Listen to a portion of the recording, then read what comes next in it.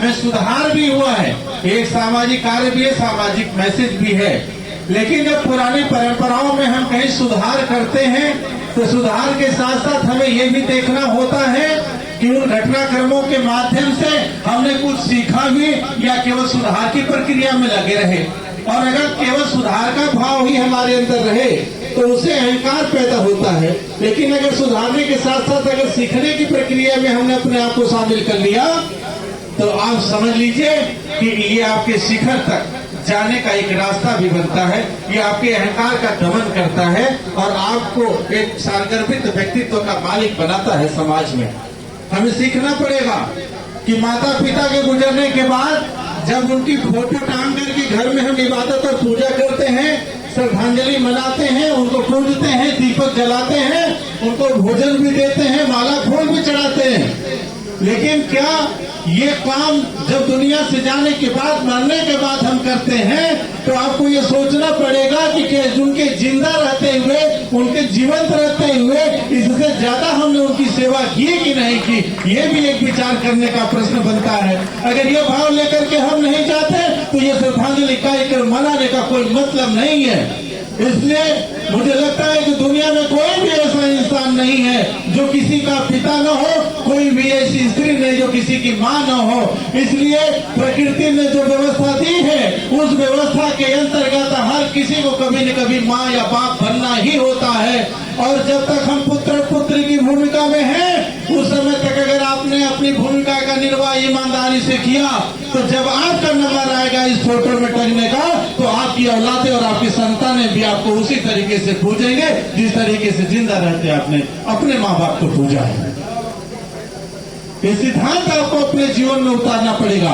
तब तो श्रद्धांजलि मनाने का मतलब है। और ऐसा जरूरी नहीं कि दुनिया का हर पुत्र इस तरीके से श्रद्धांजलि मनाएगा तभी श्रद्धांजलि मानी जाएगी।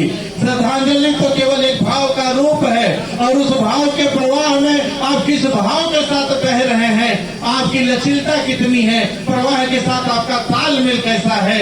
जब तक ये तालमेल आपका मजबूत नहीं होगा तो इतने बड़े आयोजन करने से भी कोई फायदा नहीं है। लेकिन बड़े आयोजन के साथ साथ अगर हमारा दिल बड़ा है, हमारी सोच बड़ी है, हमारा संस्कार बड़ा है और जो लोग इस तरीके का आयोजन न कर पाए वो भी अपने माँ बाप की फोटो घर में टांगने के बाद इसी तरीके का भाव रख लें कि उनके मन में जो प्यार है, जो संवेदना है अपने पूर्वजों के प्रति, अपने अपने भगवान के प्रति, अपने अपने देवी देवता के प्रति जो हमारे माता पिता के रूप में, जीवंत रूप में हमारे घरों में रहा करते हैं और इतने सालों तक हमें सेवा करने का अवसर देते हैं, उस अवसर से हम चूक न जाएं। और अगर ये अवसर हम चूक गए तो मंदिरों में बैठे हुए भगवान देवी देवता वो आपसे कभी प्रसन्न नहीं हो सकते। मस्जिदों में जाकर के चाहे कितनी भी इबादत करके सर नवा लीजिए लेकिन उसे कोई फायदा नहीं मिलने वाला है। चाहे चर्च में जाकर के प्रार्थना कर लीजिए और आप जाकर के मस्जिदों में, मंदिरों में और गुरुद्वारों में कुछ भी कर लीजिए, वो चीज आपकी तब तक स्वीकार नहीं होती जब तक वो आपके आचरण में, आपके संस्कार में नहीं आती।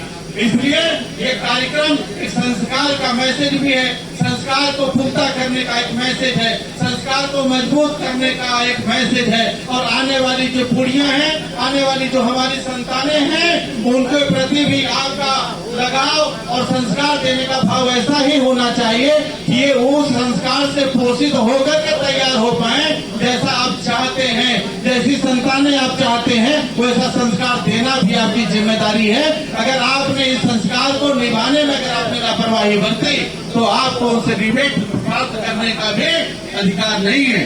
इसलिए दोस्तों अपनी जवाबदेही और अपनी जिम्मेदारी के साथ हमें इस कार्यक्रम को लेना होगा।